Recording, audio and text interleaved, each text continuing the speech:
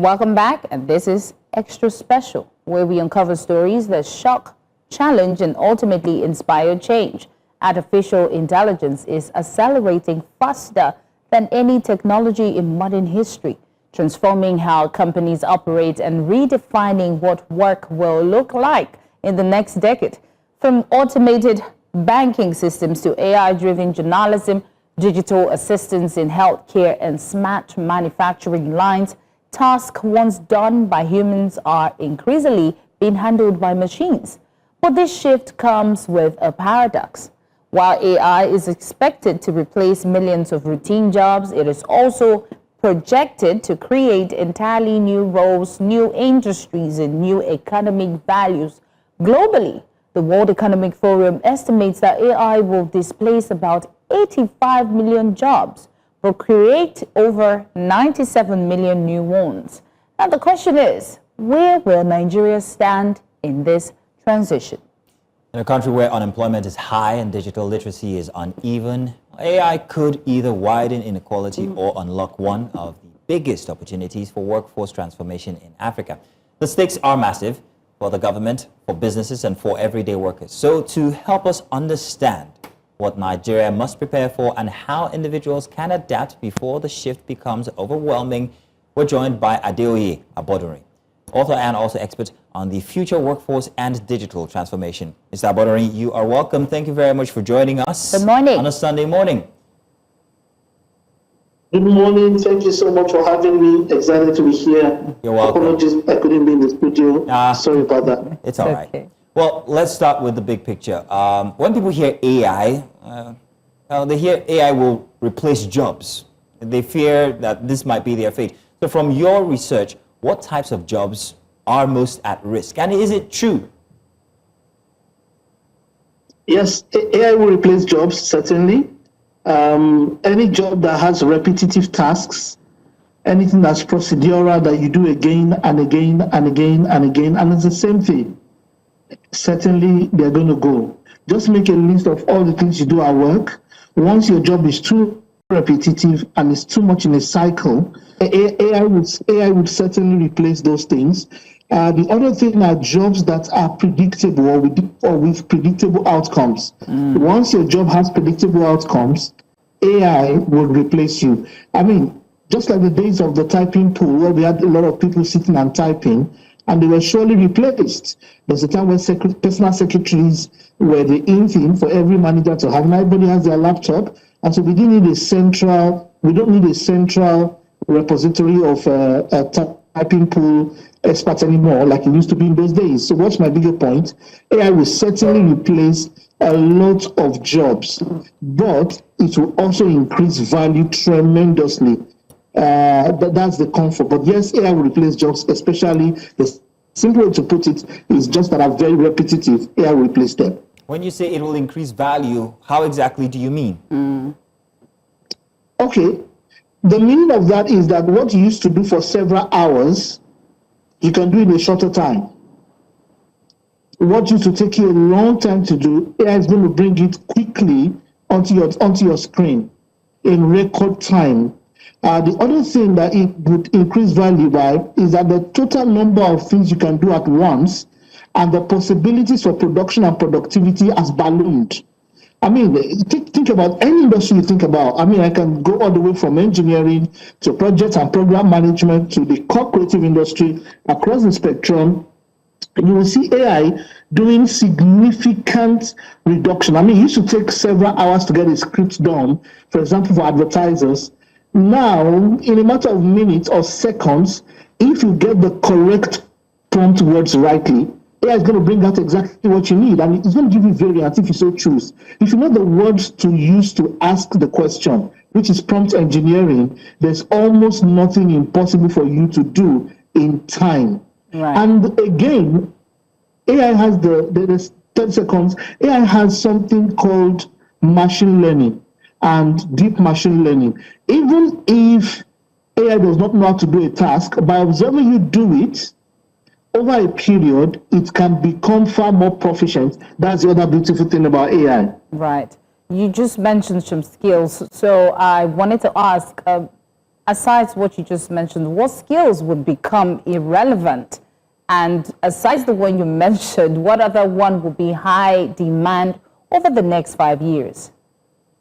Yes, thank you. I am very careful. I thought about it because I have a list of about 200 jobs that I think are going to go extinct in one form or the other. And I don't want to mention names because I don't want to send panic signals into the, into the space.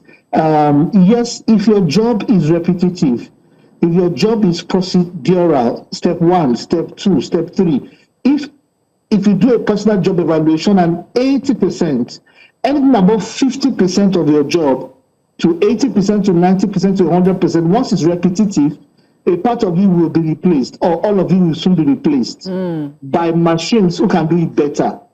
Just do a personal job evaluation and analysis. Is it task by task by task, so that somebody can say you did it well or you didn't do it well, and it can be done repeatedly over a period of time? AI will take over those things, certainly.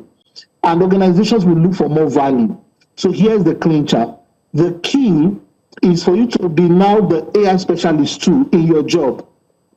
In the future, what we're going to have is you plus AI. It's going to be you plus your AI tools. How many AI tools can you use so that you can give the employer or the businessman more value? That is what AI will do to us in the coming future. So let me go to jobs that will be more popular. All the AI spectrum of jobs is going to become much more popular. Tech. Ahead of that are people that do prompt engineering, people that can help us, and business analysts or thinkers who can help us integrate systems into technology more. Let me also sound this note of warning.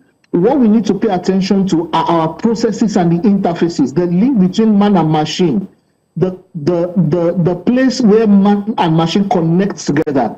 All the job roles that will help man and machine to interface well together. That includes programmers, that includes cyber experts, that includes programming teams, that would include people that do deep learning, machine learning, algorithm builders. There are enterprise architects, systems architects, and there will be industry by industry, by the way.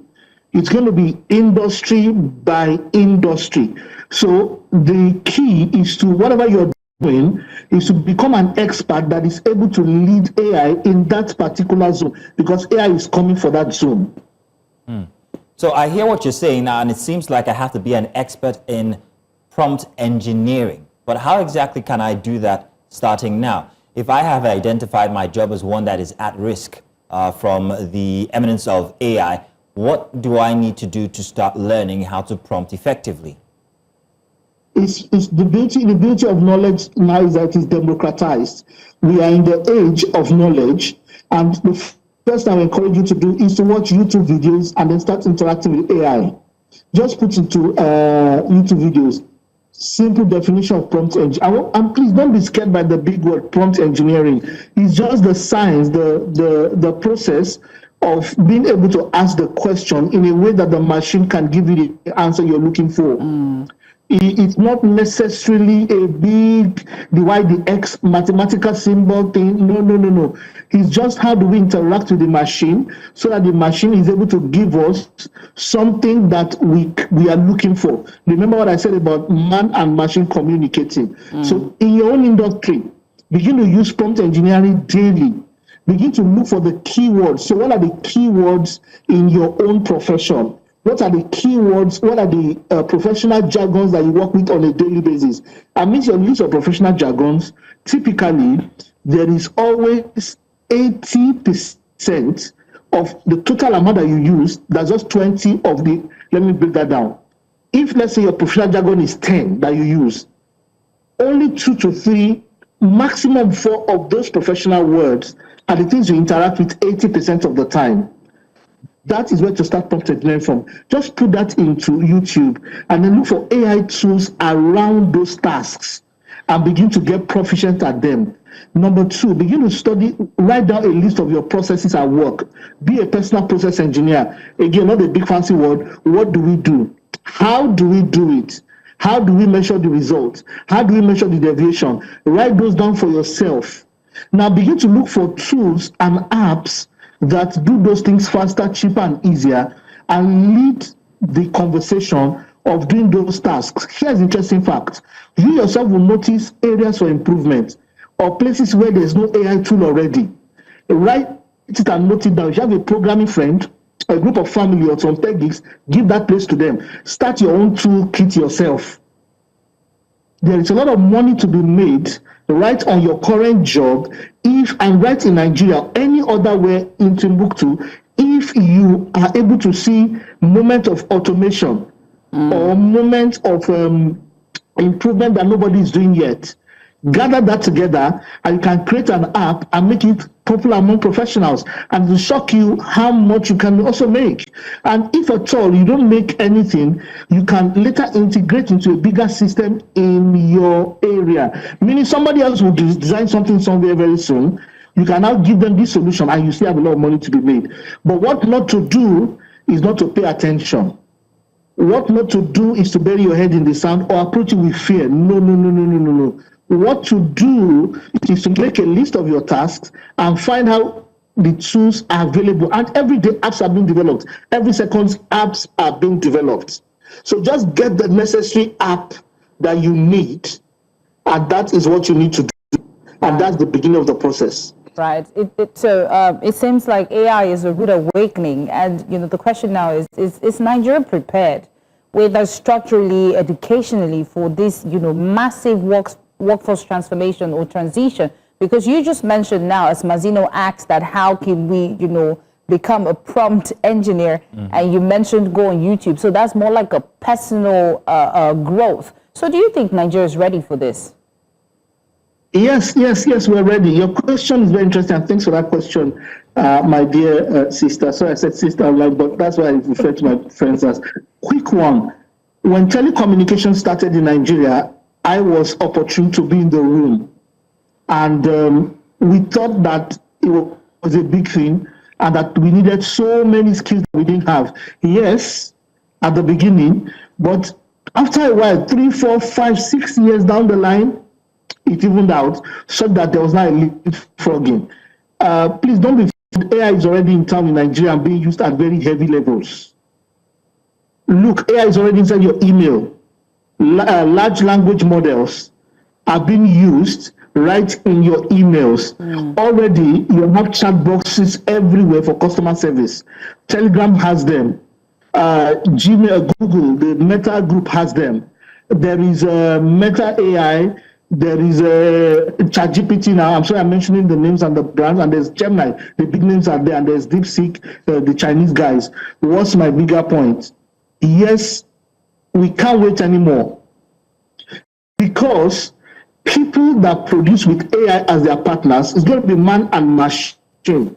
By the way, on the global scale, it's about 4 things. Man, machine, animals, and the planet are producing together. That is the Ministry of Industry 4.0. Man, machine, animals, and the planet are co-producing. Already they're in our environment. It's the same market that every company will produce into. So if you don't have AI as your partner, you will be laboring hard, meaning that your productivity will be lower compared to someone who is producing with AI. It is not a choice. We have to start the journey, and it must start. And at government levels, I agree with you. Our government still needs to invest in AI training and capacity building. Very important for our universities and our government, and because so that we can be on the forefront. Because this is the sad truth about your question. The person that owns the platform owns our sovereignty. Let me make that clear because it's a very important point. As long as our phones are Samsung and X brand, I'm sorry I'm mentioning names, but X brand, once we don't own the platform, every phone call you make through every other person's device, they can hear you. They have systems in place to own our national sovereignty. We are not yet a nation if we are not in charge of our electronics, for example. I'm seated in a German, Honda is a Japanese car, I think. They can stop this car on the road or force this car to drive all the way to a location. They can tele remote into this car. So until we have indigenous technology, our national sovereignty is at stake. For example, Google knows more about Lagos streets than the Lagos Commissioner for Planning. Same for nationally. The Google Map is probably the most accurate national territorial mapping tool. That is a big deal.